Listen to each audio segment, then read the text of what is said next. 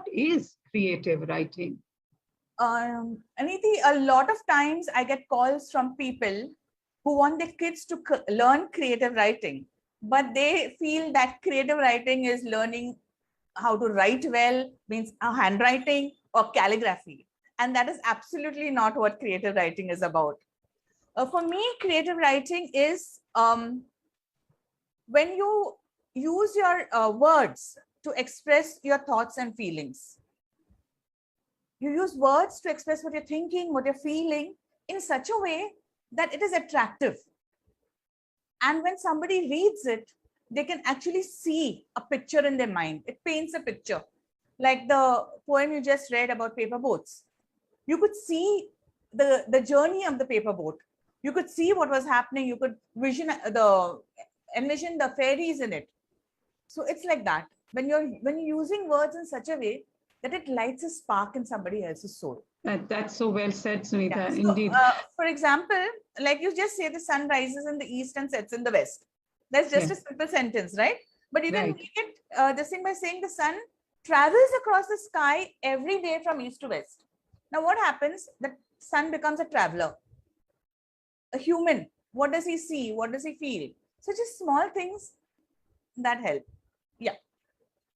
Oh, that's so well said. I'd just like to ask you a very short question here.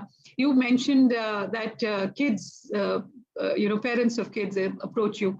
That's the younger ones. Do some adults also approach you? I mean, can they also be a part of the creative writing skills? Absolutely. There's no age. There is absolutely no age at which you can start writing.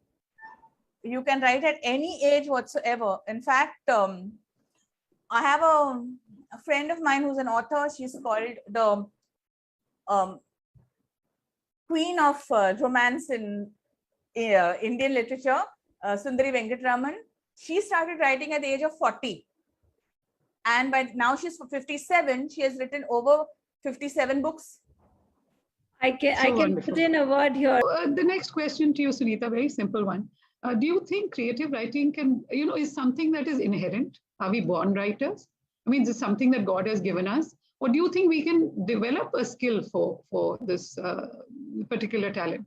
Niti, the thing is, some people are born with a flair for writing. But that does not make them better than somebody who has learned to write.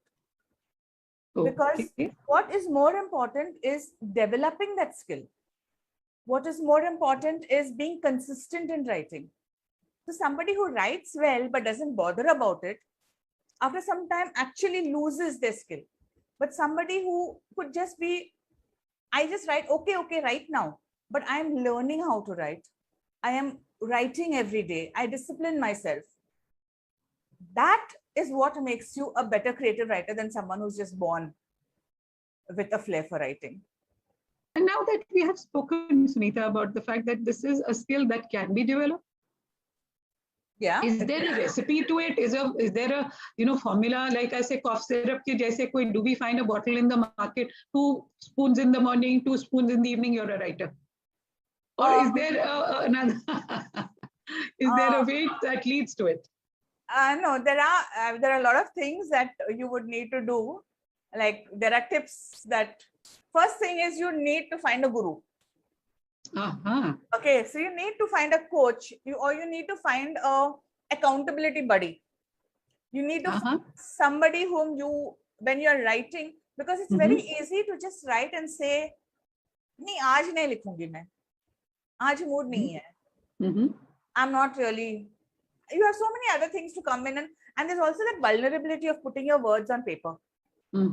Sometimes you feel like, I don't know. So when you have a program, when you're attending a program, you are also going through the techniques of learning.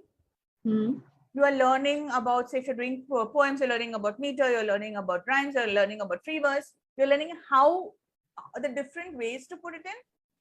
And you also have a group generally where you are interacting, so the group dynamics works. You have somebody to critique your work, to help you to become better. And that's also important. It's important to take criticism. It's important to take feedback. Because your first draft is never your best. It's never. It's just something that you spill out, and then it has to be polished and worked on, and then you rewrite it, and then you rewrite it till you are satisfied and say, "Yay! This is what I wanted to say." All right. I'm going to take